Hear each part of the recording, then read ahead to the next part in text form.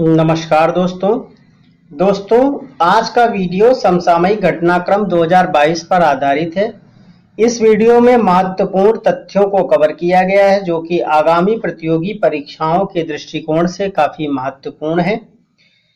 इन तथ्यों को अच्छे से समझ लीजिए और याद कर लीजिए। चलिए इनको एक एक करके देखते हैं। पहला है, भारत के यूपीआई सिस्टम को अपनाने वाला दुनिया का पहला देश है। तो भारत के यूपीआई सिस्टम को जिस देश ने अपनाया है वह देश कौन सा है? वह है देश नेपाल। कौन सा है दोस्तों? नेपाल। अगला है, हाल ही में देश का पहला एलपीजी सक्षम है। ये क्या है? एलपीजी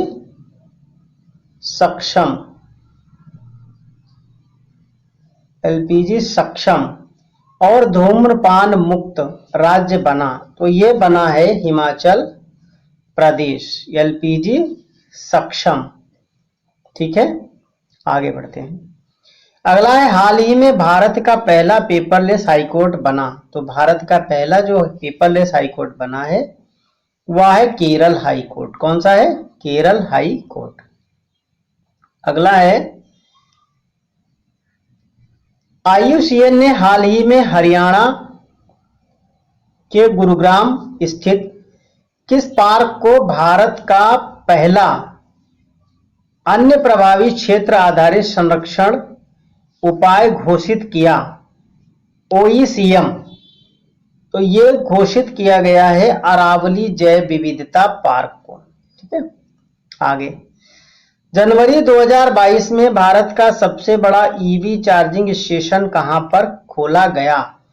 तो सबसे बड़ा जो EV charging station electric vehicle, ठीक है, तो ये इलेक्ट्रिक व्हीकल चार्जिंग स्टेशन है, ये गुरुग्राम हरियाणा में खोला गया। अगला है, हाल ही में भारतीय रेलवे ने यात्रियों के खोए हुए सामान को ट्रैक करने में मदद हेतु किस मिशन को लॉन्च किया है? तो ये कौन सा मिशन है? मिशन अमानत को लॉन्च किया है। अगला, हाल ही में कौन सा गांव भारत की पहली सैनिटरी नैपकिन मुक्त पंचायत बनने की दिशा में अग्रसर है? तो यह कोचीन का कुंबलुंगी गांव, केरल।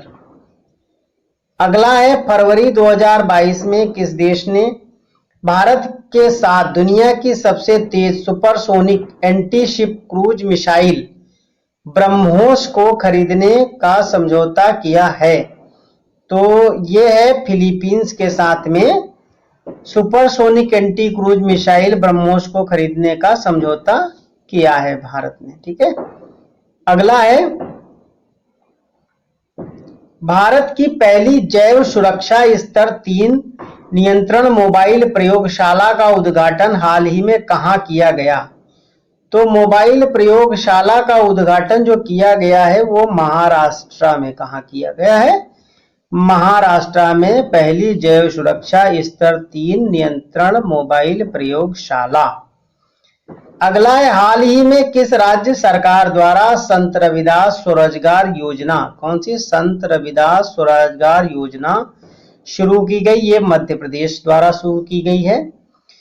अगला है, हाल ही में नेशनल सिंगल विंडो सिस्टम से जुड़ने वाला पहला केंद्र शासित प्रदेश कौन बना? तो ये बना है जम्मू कश्मीर।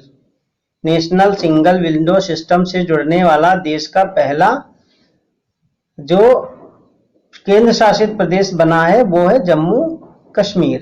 अगला है, 12 जनवरी 2022 को में किस राज्य में स्थित सत्यमंगलम टाइगर रिजर्व ने TX2 पुरस्कार जीता है? तो ये जीता है तमिलनाडु ने TX2 पुरस्कार। TX2 पुरस्कार ये टाइगर की संख्या को दोगुनी करने के लिए 4 वर्षों में दिया जाता है। अगला है, हाल ही में दक्षिण मोबुआंग किस राज्य का पहला ODF open defecation free plus गांव बना है? तो ये बना है मिजोरम का है दक्षिण मोबुआंग, जो कि पहला राज्य का पहला ODF प्लस गांव बना है। अगला, एशिया के सबसे बड़े एयरपोर्ट का शिलान्यास प्रधानमंत्री नरेंद्र मोदी ने 25 नवंबर 2021 को कहां पर किया? तो ये नोएडा में किया है और जेवर में, उत्तर प्रदेश के नोएडा में किया है, जिसका जेवर नाम रखा गया है। ठीक है। अगला है, भारत की निजी क्षेत्र की company Skyroot aerospace Hyderabad द्वारा निर्मित किस क्रायोजेनिक रॉकेट इंजन का पहला प्रायोगिक परीक्षण 25 नवंबर 2021 को किया गया? तो ये था रॉकेट इंजन धवन 1। क्या नाम है इसका? धवन 1। अगला, 25 नवंबर 2021 को स्कॉर्पियन कलवारी क्लास की किस पनडुब्बी को भारतीय नौसेना में शामिल किया गया? तो ये INS बेला। कौन सी है? INS बेला। अगला है, 23 नवंबर 2021 को नीति आयोग द्वारा पहली बार जारी सतत विकास लक्ष्य सूचकांक 2021-22 में शामिल 56 शहरों में प्रथम स्थान किसे मिला है? ये मिला है शिमला को, हिमाचल प्रदेश की, हिमाचल प्रदेश का शिमला। ठीक है। अगला है, केंद्र सरकार ने 15 नवंबर 2021 को किस दिन के रूप में मनाने का निर्णय हाल ही में लिया है? तो ये लिया गया जनजातीय गौरव दिवस के रूप में। अगला है, भारत का पहला ऑडिट दिवस कब मनाया गया? ये पहला ऑडिट दिवस मनाया गया 16 नवंबर 2021 को। अगला है, भारत किस संयुक्त राष्ट्र संस्था के एग्जीक्यूटिव बोर्ड और वर्ल्ड हेरिटेज कमेटी का 2021 से 25 के कार्यकाल तक का सदस्य नवंबर 2021 में निर्वाचित हुआ है? तो ये यूनेस्को के लिए निर्वाचित हुआ है। अगला है, हाल ही में किस भारतीय प्रौद्योगिकी संस्थान ने किसानों के लिए किसान नाम के एक मोबाइल ऐप को लॉन्च किया है? ये IIT रुड़की द्वारा लॉन्च किया गया है।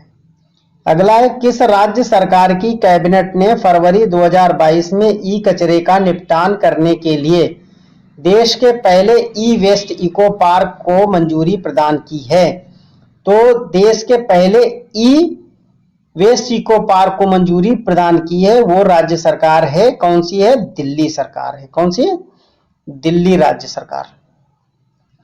अगला, यूक्रेन में फंसे भारतीय छात्रों को वापस इंडिया लाने के लिए भारत सरकार द्वारा मार्च 2022 में किस ऑपरेशन को चलाया गया था?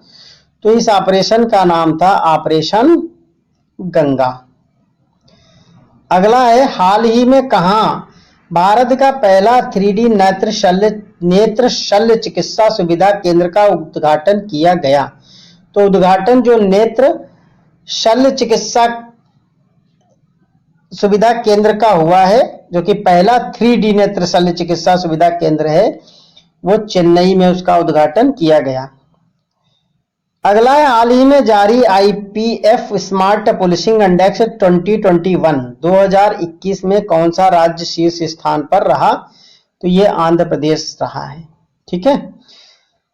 अगला है, 28 फरवरी 2022 को मनाए गए राष्ट्रीय विज्ञान दिवस की इस वर्ष की थीम थी? तो इस वर्ष की राष्ट्रीय विज्ञान दिवस की थीम क्या थी? सतत भविष्य के लिए विज्ञान और प्रौद्योगिकी में एकीकृत दृष्टिकोण। अगला है, international commission on irrigation and drainage द्वारा 1966 में झांसी में बने किस प्राचीन बांध को वर्ल्ड हेरिटेज इरिगेशन स्ट्रक्चर में घोषित किया गया? तो यह है सुकमा ढुकवा बांध। कौन सा है? सुकमा ढुकवा बांध। अगला है, उच्चतम न्यायालय के पूर्व मुख्य न्यायाधीश तथा वर्तमान में राज्यसभा सदस्य रंजन गोगोई की हाल ही में प्रकाशित आत्मकथा है जस्टिस फॉर जज। अगला है, जस्टिस फॉर द जज। अगला है, केंद्रीय मंत्री जिनका हाल ही में प्रकाशित लाल सलाम उपन्यास चर्चा में रहा, यह स्मृति ईरानी का है। ठीक है। अगला है, the economist intelligence unit the economist intelligence unit द्वारा 9 फरवरी 2022 को जारी डेमोक्रेसी इंडेक्स 2021 में भारत को कौन सी रैंक प्रदान की गई? तो भारत को मिली है 46वीं रैंक। किसमें? Democracy index 2021। अगला है, किस राज्य सरकार द्वारा हाल ही में कैंसर की रोकथाम के लिए होप एक्सप्रेस शुरू करने की घोषणा की गई है? तो ये की गई महाराष्ट्र सरकार द्वारा। अगला है, 28 फरवरी से 13 मार्च 2022 तक आयोजित 45वें अंतर्राष्ट्रीय कोलकाता पुस्तक मेले का इस वर्ष का फोकस थीम देश कौन था? फोकस थीम देश था बांग्लादेश। हाल ही में भारतीय अंतरिक्ष अनुसंधान संगठन इसरो ने किस संचार उपग्रह का कार्यकाल पूरा होने के बाद उसे निष्क्रिय कर दिया? तो जो निष्क्रिय किया गया है इसरो द्वारा वो है इनसेट 4B। इसका कार्यकाल समाप्त हो गया और इसको निष्क्रिय कर दिया गया है। अगला है, भारत की प्रथम ओपन रॉक म्यूजियम खुली चट्टान संग्रहालय का उद्घाटन 6 जनवरी 2022 को कहां पर किया गया? ये तेलंगाना में, हैदराबाद के तेलंगाना के हैदराबाद में किया गया है। तेलंगाना के हैदराबाद में खुली चट्टान संग्रहालय या ओपन रॉक म्यूजियम का उद्घाटन किया गया, जो कि भारत के प्रथम म्यूजियम है। ठीक है। अगला है, वह पहला आम भारतीय ईसाई जिसे वेटिकन के पोप फ्रांसिस ने हाल ही में संत की उपाधि देने की घोषणा की है? तो ये घोषणा 18वीं शताब्दी के देवा सहायम पिल्लई, संत का नाम है देवा सहायम पिल्लई, जो कि 18वीं शताब्दी के हैं और कन्याकुमारी के हैं। उनको पोप फ्रांसिस ने संत की उपाधि देने की घोषणा की। अगला है, नवंबर 2021 में भारत सरकार द्वारा चलाए जा रहे इस मिशन को Guinness book of world record में दर्ज किया गया। तो भाई जिसे दर्ज किया गया है वर्ल्ड गिनीज बुक रिकॉर्ड में, उसका नाम है राष्ट्रीय स्वच्छ गंगा मिशन। अगला है, ग्लासगो में संपन्न COP26 समिति में भारत में कब तक शुद्ध शून्य कार्बन उत्सर्जन का लक्ष्य प्राप्त करने की घोषणा की है? घटना नहीं है यहाँ पे होगा घोषणा। ठीक है, क्या होगा? भारत ने की है घोषणा कब तक शुद्ध शून्य कार्बन प्राप्त करने की ग्लासगो में। वो समय है 2070 तक भारत शुद्ध शून्य कार्बन का लक्ष्य घोषित किया है ग्लासगो में।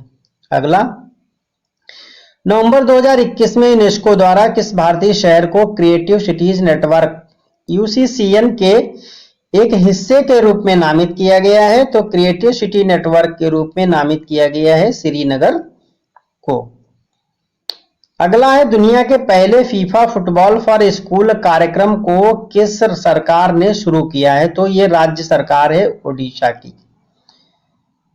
अगला है, अक्टूबर 2021 में किस केंद्रीय मंत्री द्वारा भारत का पहला अनोखा मानवयुक्त महासागर मिशन समुद्रयान लॉन्च किया है?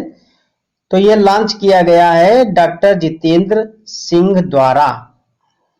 अगला है, अक्टूबर 2021 में किस राज्य ने मुफ्त राशन और कोविड-19 की पहली खुराक उपलब्ध कराने में 100% लक्ष्य हासिल किया है? तो यह हासिल किया है गोवा ने। अगला है, हाल ही में किस झील को अपना पहला ओपन एयर फ्लोटिंग थिएटर मिला है? तो यह पहला ओपन एयर फ्लोटिंग थिएटर जिस झील को मिला उसका नाम है डल झील और ये कश्मीर की है। ठीक है।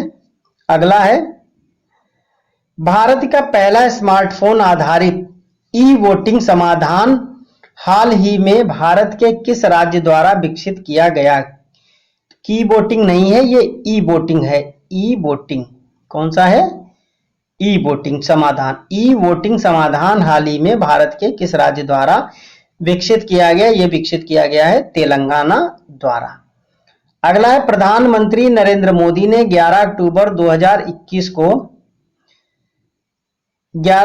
2021 को अंतरिक्ष से जुड़ी किस संस्था का शुभारंभ किया है? तो यह है संस्था इंडियन स्पेस एसोसिएशन ISPA।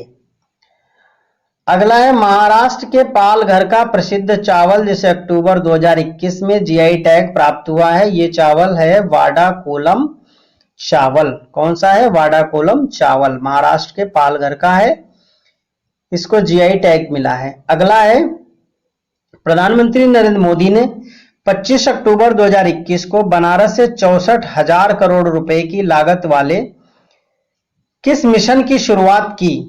तो ये मिशन कौन सा है? ये मिशन है पीएम आयुष्मान भारत स्वास्थ्य अवसंरचना मिशन। भारत निर्वाचन आयोग ने अक्टूबर 2021 में सभी मतदान केंद्रों की डिजिटल मैपिंग के लिए किस नाम से एक ऐप लॉन्च किया?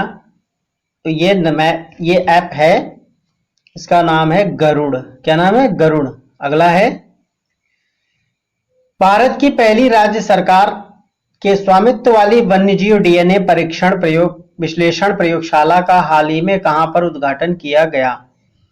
तो ये किया गया है नागपुर महाराष्ट्र में। कहां? नागपुर महाराष्ट्र में किया गया। अगला है भारत के पहले ओपन एयर रूफटॉप ड्राइव इन मूवी थिएटर का उद्घाटन कहां किया गया? तो ये किया गया है मुंबई में, ओपन एयर रूफटॉप ड्राइव इन मूवी थिएटर का उद्घाटन।